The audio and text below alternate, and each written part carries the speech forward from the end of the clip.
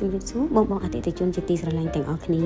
ហើយថ្ងៃនេះដែរនាងខ្ញុំសូមបង្ហាញពីប្រភេទវេលា Print B ដែលជាផ្ទះរបស់អតិថិជននៅក្នុងគម្រោង ML Therap ដែលគាត់ទិញភ្លាមកាន់សោចូលរស់នៅភ្លាម